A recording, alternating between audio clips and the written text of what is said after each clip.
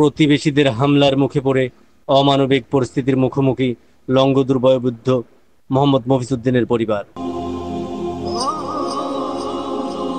প্রতিবেশীদের সাথে জমিজমা সংক্রান্ত বিরোধের জের ধরে প্রতিবন্ধী দুই মেয়ে সহ পরিবারের অন্যান্য সদস্যদের লাঞ্ছনা ও মারাত্মক হামলার শিকার হওয়া, আহতদের বিভিন্ন চিকিৎসা কেন্দ্রে চিকিৎসার ব্যবস্থা করা, ঘটনার প্রতিকারের উদ্দেশ্যে বিচার চেয়ে মামলা দায়ের করা এবং তার পরবর্তীতে প্রতিপক্ষের পাল্টাপাল্টি মামলার শিকার হয়ে উপর্যুপরি অমানবিক পরিস্থিতির মুখোমুখি দাঁড়িয়ে আছেন লংগদুর বয়োবৃদ্ধ মোহাম্মদ মফিজউদ্দিন।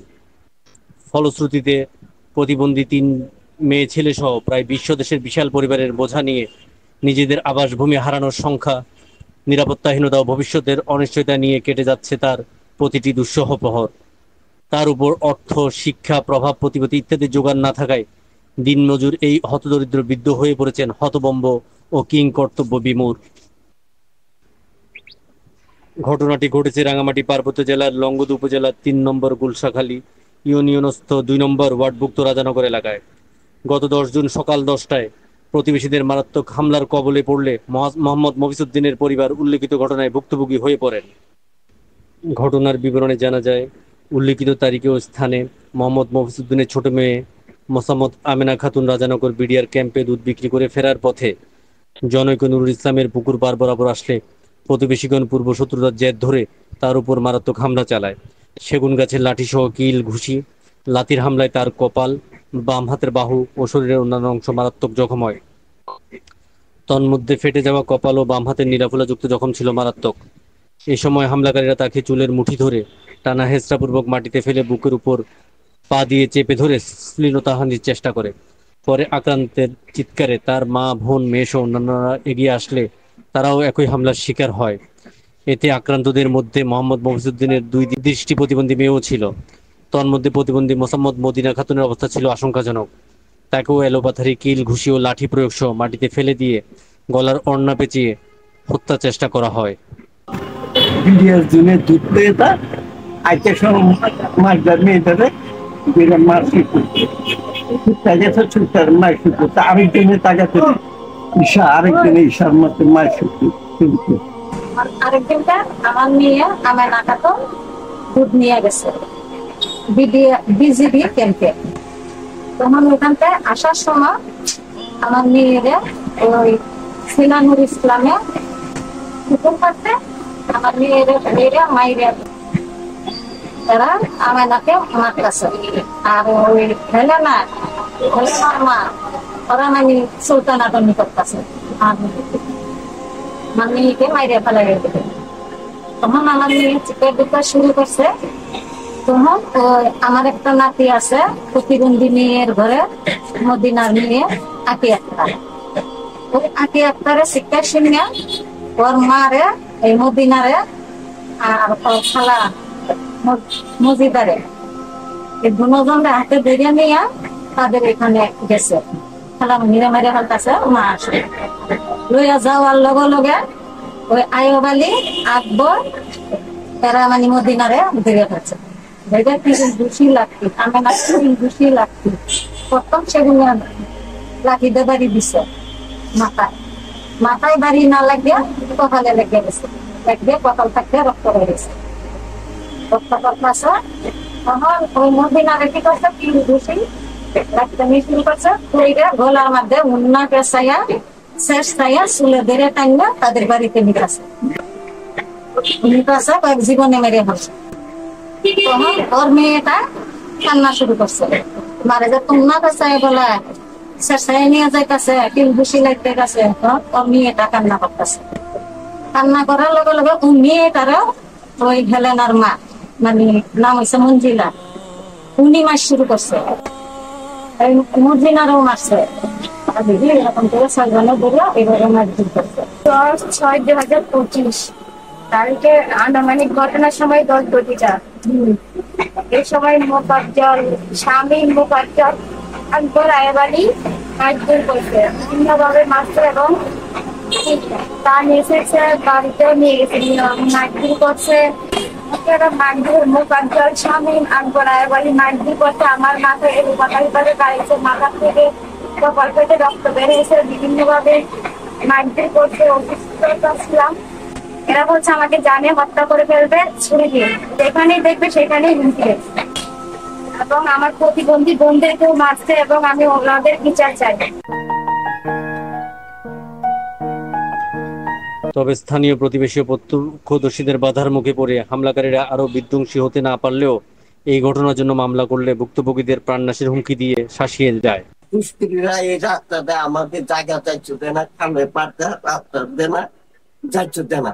একদিন আগে দুইবার ঘটনা ঘটাইছে, মানে আমাদেরকে মারধর করছে। আমাদের জমিন আছে, খাল পার হয়ে যাইতে হয়, ওখানে যাইতে আমরা দেয় না, নিষেধ দেয় যে আমরা খাল পার হয়ে ওই পাশে যেতে পারতাম না। যাইলে গরু ছাগল খুবই আমাদের হবে, অথবা আমাদের জায়গাতে না দিলে তারা ওখানে বাইরে দিয়ে না বাড়িতে বাইরে রাখে গরু।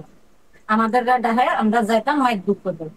আমার জায়গাতে ঘাস হয়, ওই ঘাসগুলা তারা কি হয় ওই 2-3 বাড়ি ভাগ নিয়ে অথবা বাইক নেবো, তারা নিয়ে ওই 2-3 বাড়ি মিলিয়ে আমার জায়গাতে ঘাসগুলা কাটে নেবো। নেওয়ার পর আমরা বাধা দেই, বাধা মানে না। জানা গেছে হামলার পর গুরুতর আহত দৃষ্টি প্রতিবন্ধী মোসাম্মদ মদিনা খাতুনকে 10 জুন থেকে 14 জুন পর্যন্ত রাঙামাটি জেনারেল হাসপাতালে ভর্তি করে চিকিৎসা দেওয়া হয় ও মোসাম্মদ আমেনা খাতুন স্থানীয় লংগদু উপজেলা স্বাস্থ্য কমপ্লেক্সের জরুরি বিভাগে চিকিৎসা গ্রহণ করে। আহত অন্যান্যদের মধ্যে দৃষ্টি প্রতিবন্ধী মর্জিনা ও তাদের ভাগ্নি আখি আক্তার স্থানীয় ফার্মেসি থেকে চিকিৎসা নেয়। আমার মেয়ে কিছুদিন পরে যখন ওইগুলো ঘটনা করার পর আমরা এখানে আসা হাসপাতালে চিকিৎসা নিছি। করার পর আমরা হাসপাতাল মানুষজন আসছে, তখন করতেছে আপনারা হাসপাতাল নিয়ে যান, মদিনার মুহাদের হরতাছে গাড়িতে। তারপরে নিয়ে গেলাম হাসপাতাল। আমার নারে লুঙ্গুপুর হাসপাতালে চিকিৎসা দিছি, আর মদিনারে আছে প্রতিবন্ধী বড় মেয়েটা আমরা রাঙ্গামাটি সদর হাসপাতালে আমরা চিকিৎসা করছি। অসুস্থ ছিলাম, হাসপাতালে ভর্তি ছিলাম, চিকিৎসাটা তারপর এই হামলার ঘটনার 1 সপ্তাহ পর 17 জুন মোসাম্মদ আমেনা খাতুন বাদী হয়ে রাঙামাটি চিফ জুডিশিয়াল ম্যাজিস্ট্রেটের আমলি আদালতে একটি মামলা দায়ের করে। সিআর মামলা নম্বর 403/25।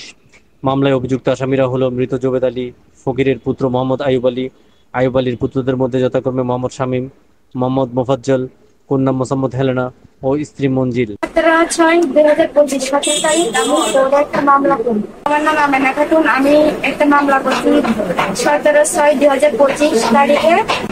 আমি এই দোষীরা মিথ্যা চক্রান্ত করে মিথ্যা মামলা সাজাচ্ছে।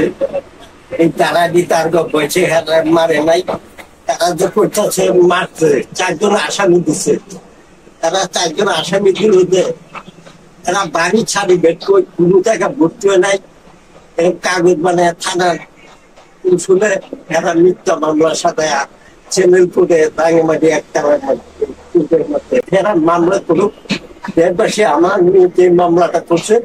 এদিকে উক্ত মামলার পাল্টাপাল্টি হিসেবে মোহাম্মদ আইয়ুব আলীর কন্যা মোসাম্মদ হেলেনা লংগদু থানায় বয়োবৃদ্ধ মোহাম্মদ মফিজের পরিবারের 7 সদস্যকে আসামি করে একটি অভিযোগ দায়ের করেছে। একটা মামলা করছে, মিথ্যা মামলা করে আমাদের পরানিত তারাদের মামলাটা করছে যারা হাসপাতালে সার্টিফিকেট নাই। 323 দ্বারা কেসটা করছে। এটি কেমন মিথ্যা একটা দারগা নাটক সাজায় দিচ্ছে, মিথ্যা সাজায়া তারা বিধবা দিচ্ছে, মিথ্যা তারা রাঙামাটিতে আছে কাজ করি। আমার 2 প্রতিবন্ধী মেয়ের নামে আর আমার ওই যে আমেনা মেয়ের নামে, 3 মেয়ের নামে আর আহাত একটা ছেলে, ওই ছেলের নামে এই 4 জনের নামে মামলা করতে পারে। উল্লেখ করা যেতে পারে লংগদুর বয়োবৃদ্ধ মোহাম্মদ মফিজউদ্দিনের পরিবারের সাথে তার প্রতিবেশী মোহাম্মদ আইয়ুব আলীর পরিবারের মধ্যে দীর্ঘদিন ধরে জায়গা জমি নিয়ে বিরোধ চলছে। এর জের ধরে হামলার শিকার কন্যাদের চিকিৎসা, মামলা দায়ের করা ও পাল্টা মামলার শিকার হওয়ার কারণে তার বয়োবৃদ্ধ জীবনে নেমে এসেছে ঘোর অন্ধকার। এরা আগে থেকে সূত্রপাত আমার ছেলে মেয়েদের মারবে, জায়গা খালে পাড়াচ্ছে, এরা জায়গাতে না রাস্তাতে না, এরা আরো মাইছে লক্ষ্য করছে, আরো বিপদ করছে। আমার সাথে নিরহ মানুষ দেখে আমি রাঙামাটি থাকি। আমাদের সবসময় গালিগালাজ পারে, আমরা খাল পারে ওই পারে যাইতেই পারতাম না, আমাদের জায়গা কথা বা গরু ছাগল দিয়া। এবং এদের অত্যাচারের কারণে আমি গ্রামের বাড়িতে থাকতে পারতেছি না। আমি এখন শহরে রাঙামাটিতে আছি আজকে 4 মাস ধরে। দুইজন দৃষ্টি প্রতিবন্ধী মেয়ে ও একজন প্রতিবন্ধী ছেলে সহ 8 ছেলে মেয়ের বিশাল সংসারে মোহাম্মদ মফিজউদ্দিনের নাতি নাতনির সংখ্যা হচ্ছে 7 জন। অভাবের তাড়নায় পড়ে বর্তমানে তিনি রাঙামাটি জেলা শহরে দিনমজুরি করে জীবিকা নির্বাহ করছেন।